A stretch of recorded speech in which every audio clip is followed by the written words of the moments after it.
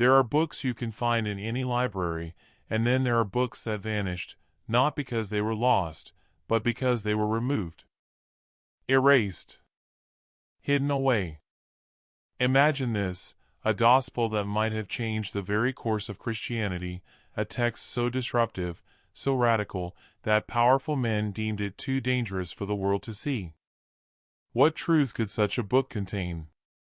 And what would it mean if you, right now, were about to uncover its echoes? History is not a neutral record, it is a battlefield of memory. The victors decide which stories are told, which voices are silenced, and which scrolls are consigned to flames. Among the countless manuscripts destroyed or suppressed, a handful survived, buried in clay jars, smuggled through deserts, or rediscovered in the caves of Nag Hammadi. These forbidden gospels whisper of a Christianity far stranger, more mystical, and more empowering than the one most of us were taught. One in particular stands out. A gospel attributed to a voice long pushed to the margins, Mary Magdalene. In its fragmented pages, she is not the repentant sinner painted by later tradition, but a bearer of hidden wisdom, a disciple who grasped teachings too profound for the others to understand. This text challenges everything, hierarchy, authority, and the very definition of salvation. And it begs the question, if her gospel had survived unaltered, would Christianity as we know it even exist? In this video, we will peel back the layers of silence and suppression. We'll travel through the ancient world, exploring how gospels like Mary's were buried, banned, and branded heresy. We'll uncover the philosophical undercurrents they carried, echoes of gnosis, of inner illumination, of a kingdom not of stone and empire but of consciousness itself. We'll break down what these lost texts actually say, why they threaten those in power, and how their wisdom still speaks across centuries to anyone willing to listen. What you are about to hear is not just history. It is forbidden history. A story that was never meant to reach your ears. And yet, somehow, it has found its way back to you. To understand why certain gospels were erased, we must step into the turbulent centuries following the life of Jesus, a time when Christianity was not a unified religion, but a storm of competing visions. Imagine dozens of sects, each claiming to hold the true teaching, some emphasizing faith, others secret knowledge, some teaching strict rules, others radical freedom. It was less a single path and more a labyrinth of divergent roads. Among these voices were the Gnostics. The word gnosis means knowledge, but not ordinary knowledge. This was intimate, transformative knowing, like a flame that lights the soul from within. For the Gnostics, salvation was not about blind obedience, but about awakening. They saw the material world as a veil, sometimes even as a trap, and taught that the divine spark within each person could break free through understanding. Their gospels were not about worshiping authority, but about reclaiming one's own inner divinity. This worldview placed them at odds with the rising Orthodox Church, which sought order, hierarchy, and consistency. For the bishops who were consolidating power, the idea that every individual could commune directly with the divine was dangerous. It undermined their authority. And so, texts that promoted this vision, including the Gospel of Mary, the Gospel of Thomas, the Gospel of Philip, and many others, were denounced as heresy. The Gospel of Mary is especially striking. In the fragments that survived, Mary comforts the disciples after Jesus' departure, teaching them that salvation is found not through external authority, but by turning inward, conquering fear, and awakening the mind's higher vision. When she shares these secret teachings, Peter challenges her, did the Savior really speak privately with a woman, and not openly to us? Mary stands her ground, insisting that she did not invent the words, but heard them from the Master himself. Here we see a power struggle, not only about theology, but about gender, leadership, and legitimacy. Why were such texts erased? Because they suggested that divine truth could not be monopolized, systematized, or enforced by a priesthood. They insisted that the kingdom of heaven was already within, a teaching that could topple both spiritual and political empires. And yet, though the flames consumed scrolls and the council's silenced dissent, some manuscripts survived, hidden in Egyptian deserts, waiting for an age when seekers like you would once again ask forbidden questions. Let us step into the heart of the matter. What did these forbidden Gospels actually teach, and why did they stir such fear? The fragments of the Gospel of Mary offer us a key. Unlike the canonical Gospels, it does not dwell on miracles or parables designed for the masses. Instead, it begins where the familiar story ends, with the disciples grieving after the departure of Christ. They are afraid, uncertain, questioning the meaning of their mission. It is Mary who rises among them and says, "Do not weep. Do not grieve, nor be irresolute, for His grace will be entirely with you and will protect you." Already, she is cast not as a background figure, but as a teacher, a stabilizing force, a transmitter of hidden wisdom. What follows is even more striking. Mary speaks of visions and journeys of the soul, teachings that suggest salvation is not a gift given by institutions, but a process of inner liberation. She describes the ascent of the soul, facing powers that seek to hold it down, desire, ignorance, wrath. Each must be overcome through understanding, until the soul rises to freedom. This is not doctrine in the form of laws or rituals. This is a map of consciousness, an esoteric psychology centuries ahead of its time. Consider the metaphor, the soul rising past layers of illusion. It mirrors the initiatory journeys of Egyptian mysticism, the Platonic ascent toward the forms, the yogic path of transcending attachments.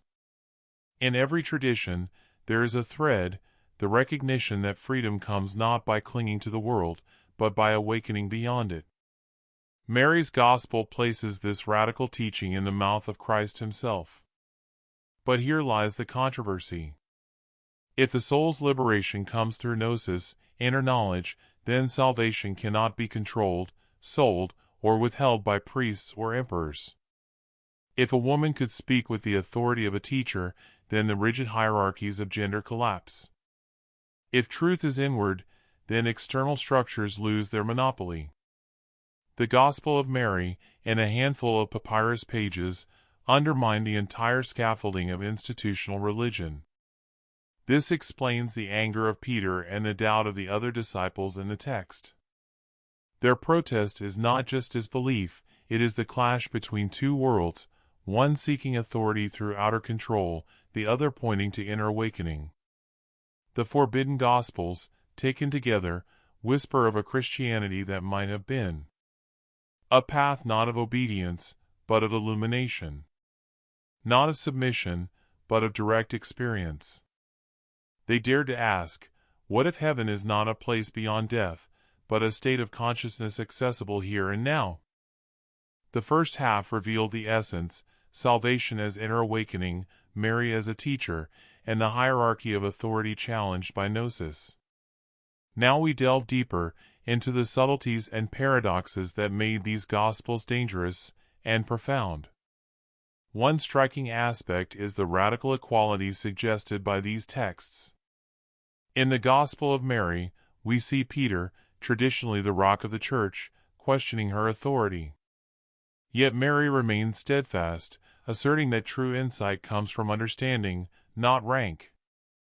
This confrontation illuminates a broader theme.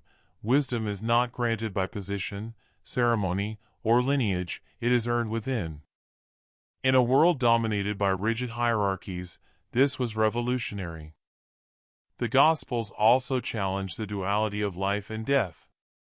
The soul, Mary explains, faces inner powers, elements of fear, ignorance, and desire, that act like guardians at the threshold. But these are not external punishments, they are reflections of the self. Confronting them is not a trial imposed by God, but an initiation chosen by the seeker. This internalized framework is consistent with the broader Gnostic worldview, salvation is not bestowed, it is realized. The world is a mirror, and the obstacles are the mind's own constructs. Another subtlety lies in the secrecy itself. The very act of keeping these teachings hidden was intentional. In Gnostic philosophy, knowledge must be approached with reverence and preparation. It is not enough to read the words, one must internalize them, cultivate discernment, and awaken the inner faculty to perceive their truth. The forbidden status of these texts may have functioned as a protective measure to ensure the seeker's readiness before encountering a wisdom too profound to grasp casually. We also see the integration of mystical cosmology. Some passages suggest a multi-layered universe where the material world is but one level of reality, each dominated by forces or archons that seek to bind the soul. The ascent of the soul is not merely symbolic, it is a journey of consciousness through realms that are simultaneously psychological and spiritual. This is where the texts intersect with Hermeticism, Neoplatonism, and the mystical schools of the East, an intricate map of inner and outer worlds, a spiritual cartography erased by institutional suppression. And finally, there is the timeless relevance.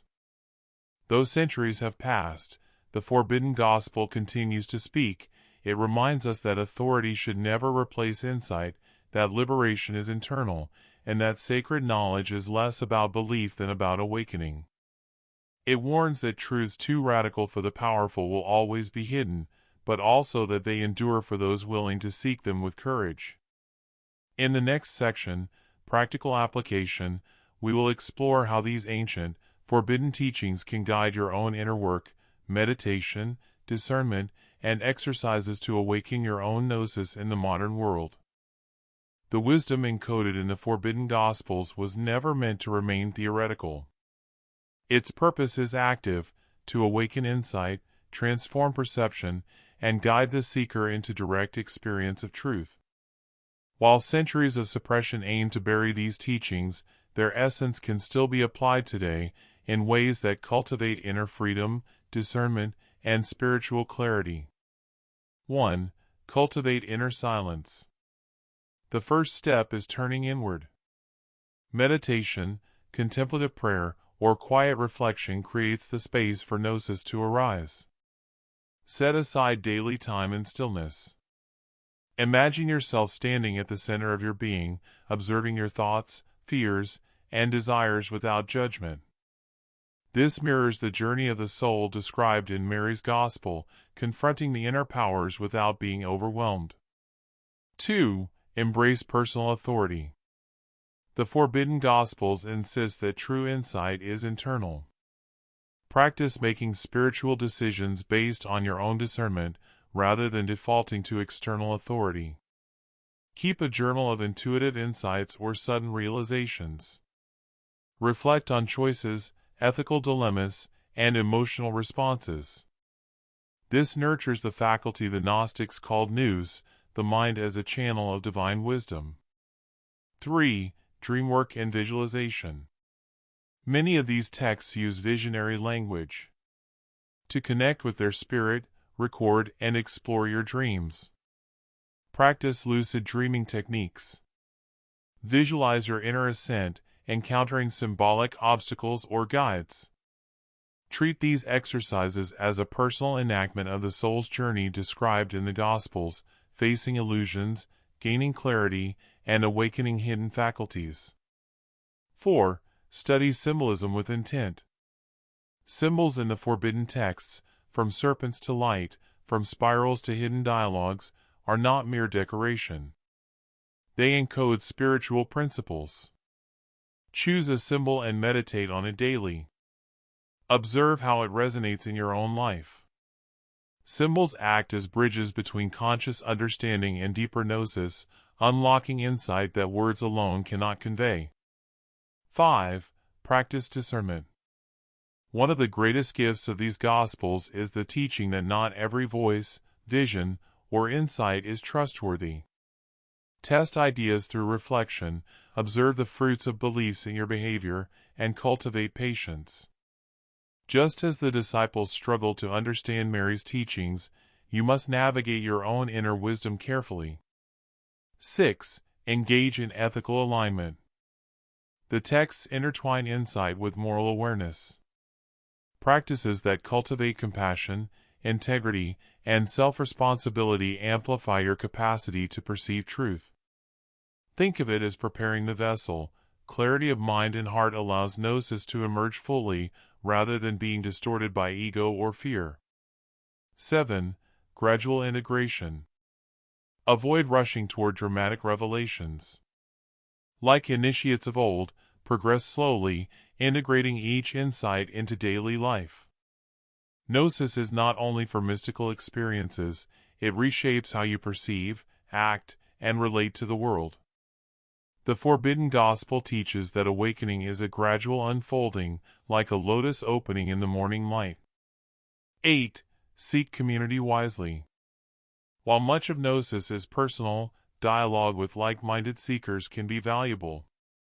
Share insights cautiously, honor differing paths, and use community as reflection rather than authority. This mirrors Mary's interactions with the disciples. Exchange strengthens understanding, but ultimate insight must be personal. Applied consistently, these practices reconnect you with the ancient wisdom that the Forbidden Gospel sought to preserve. They teach that spiritual liberation is not granted from without, it is claimed from within. You begin to see the patterns behind the illusions, to rise above fear, and to awaken a deeper, enduring clarity. In the conclusion, we will weave together the history, the mystery, and the modern path, leaving you with a sense of why this erased gospel continues to matter today. The Forbidden Gospel was more than a set of writings, it was a manifesto of inner freedom, a guide to awakening, and a map of consciousness that dared to challenge the structures of power. Its erasure from history was not an accident, it was a deliberate silencing of ideas that threatened authority, hierarchy, and control. And yet, despite centuries of suppression, its whispers remain, waiting for those who seek truth beyond dogma. We have traced the contours of its existence, the historical tension between Gnostic insight and institutional orthodoxy, the radical vision of Mary as teacher and spiritual guide, the profound psychological and mystical principles hidden within its fragments.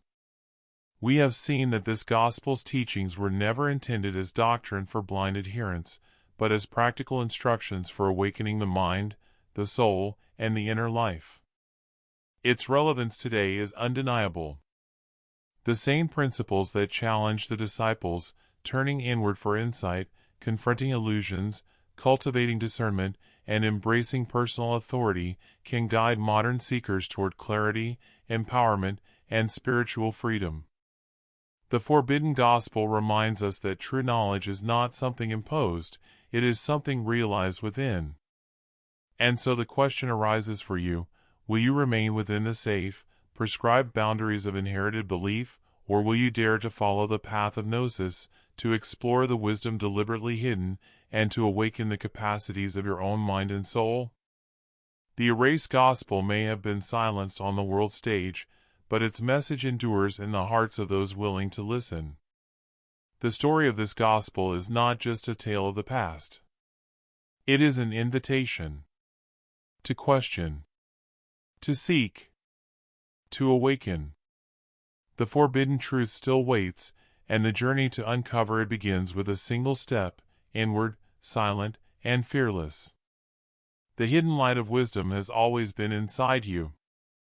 Now it is time to open your eyes and see it.